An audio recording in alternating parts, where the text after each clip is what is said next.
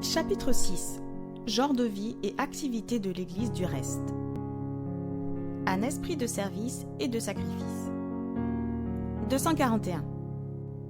Dieu attend depuis longtemps que toute l'Église soit animée d'un esprit de service, en sorte que chacun travaille pour lui selon ses capacités. Lorsque les membres de l'Église de Dieu feront le travail qui leur a été attribué dans les territoires. 256. Le Nouveau Testament ne répète pas la promulgation de la loi de la dîme ni de celle de l'observation du sabbat, car la discrimination entre le bien et le mal plus difficile, et par conséquent affaiblit la résistance au mal. Revenir au régime originel. 271. Dieu cherche à nous ramener pas à pas vers son plan originel, à savoir que l'homme devrait vivre des produits naturels de la terre. Parmi ceux qui attendent la venue du Christ, l'habitude de manger de la viande doit être en fin de compte abandonnée. La viande ne figurera plus à leur menu. Nous devrions y tendre et travailler fermement en ce sens. 272. De plus grandes réformes devraient émerger parmi le peuple qui prétend attendre la prochaine apparition du Seigneur. La réforme sanitaire doit accomplir parmi nous une œuvre qui n'a pas encore été réalisée. Il y a ceux qui devraient être avertis du danger qu'il y a à consommer de la viande et qui continuent à manger la chair des animaux, mettant ainsi en péril leur santé physique, mentale et spirituelle. Beaucoup de ceux qui sont encore à moitié convertis sur la question de consommer de la viande quitteront le peuple de Dieu et ne marcheront plus avec lui. Le temps de jeûne et de la prière. 273. Dès maintenant et jusqu'à la fin des temps, le peuple de Dieu devrait se montrer plus fervent, plus alerte, défiant à l'égard de sa propre sagesse. Nous le pouvons sans compromettre nos principes. Ceci ne signifie pas que nous pouvons nous joindre à leurs confréries et associations, mais que nous devons leur faire connaître notre intérêt pour les questions relatives à la tempérance. Les activités récréatives que le Christ approuve. 285. C'est le privilège et le devoir des chrétiens de rechercher le rafraîchissement de leur esprit et le renouvellement de leur force physique par des activités récréatives innocentes, avec le dessein d'utiliser leurs capacités physiques et mentales pour glorifier Dieu. 286. Les chrétiens disposent de plusieurs sources de joie et ils peuvent savoir avec une précision sans erreur quels sont les principes loyaux et justes qu'ils peuvent rechercher. Ils peuvent prendre plaisir à des activités récréatives qui ne sont pas de nature à dissiper l'esprit ou avilir l'âme, qui ne conduiront pas à des déceptions et ne laisseront pas un arrière-goût d'amertume en détruisant le respect de soi ou en barrant la route à l'utilité. S'ils peuvent rester en compagnie de Jésus et maintenir un esprit de prière, ils sont en parfaite sécurité.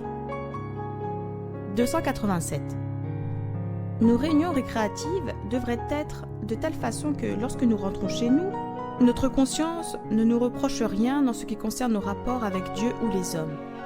Nous devrions avoir la certitude que nous n'avons ni blessé ni fait de tort en aucune manière à ceux que nous avons rencontrés et que nous n'avons exercé sur eux aucune influence néfaste.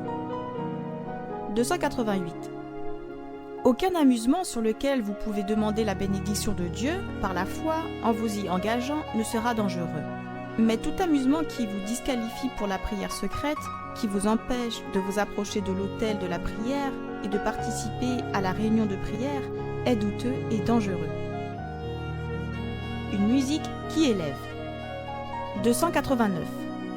De même que les enfants d'Israël, voyageant à travers le désert, égayaient leur cheminement par de la musique et des cantiques sacrés, ainsi Dieu souhaite-t-il que ses enfants se réjouissent pendant leur vie de pèlerinage. Il y a peu de moyens plus efficaces pour fixer ces paroles dans la mémoire que de les répéter par des chants. Suivez les habitudes courantes dans la façon de s'habiller tant qu'elles ne contrarient pas les principes de santé. Que nos sœurs s'habillent confortablement, comme beaucoup le font, portant des habits de tissu de bonne qualité, appropriés à leur âge, et que la question de l'habillement ne remplisse pas l'esprit abusivement. Nos sœurs devraient s'habiller avec simplicité. Elles devraient se vêtir avec modestie, pudeur et sobriété. Donner au monde une vivante illustration d'un cœur orné par la grâce de Dieu. 299.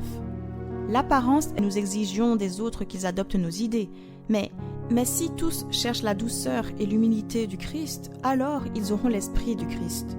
Alors régnera aussi l'unité de l'esprit. 315. Je presse ceux qui prétendent croire dans la vérité de marcher à l'unisson avec leurs frères. Ne donnez pas au monde des occasions de dire que nous sommes des extrémistes, que nous sommes désunis, que l'un enseigne une chose et l'autre une autre. Évitez les dissensions. Comment affronter les critiques? 316. Ceux qui ont abandonné la foi viendront dans nos assemblées afin de détourner notre attention du travail que Dieu aurait voulu accomplir. Vous ne pouvez pas vous permettre de prêter l'oreille à des fables et de détourner votre attention de la vérité. Ne vous interrompez pas pour convertir celui qui articule des paroles de reproche contre votre œuvre, mais qu'il soit évident que vous êtes inspiré par l'Esprit de Jésus-Christ et les anges de Dieu mettront sur vos lèvres les paroles qui atteindront les cœurs de vos opposants. Si ces hommes persistent en allant plus loin, ceux qui, dans l'assemblée, ont un esprit raisonnable comprendront que votre idéal est le plus élevé. Parlez donc de telle façon qu'il soit évident que Jésus-Christ parle par vous. Exaltez la parole de Dieu. 317. Si notre travail crée des sentiments exaltés, nous aurons tout ce que nous voulons et plus encore que nous ne saurions gérer. Calmement et clairement, prêchez la parole. Nous ne devons pas considérer que notre travail consiste à créer une excitation sentimentale. Seul le Saint-Esprit de Dieu peut créer un enthousiasme saint. Laissez travailler Dieu et que l'agent humain marche doucement devant lui, veillant, attendant, priant, regardant sans cesse à Jésus, conduit et contrôlé par le précieux Esprit qui est lumière et vie. 318. Nous devons nous approcher des autres avec la solide parole de Dieu. Et lorsqu'il reçoit cette parole, le Saint-Esprit peut venir, mais comme je l'ai déjà dit, il vient toujours de telle façon qu'il s'impose au jugement des gens.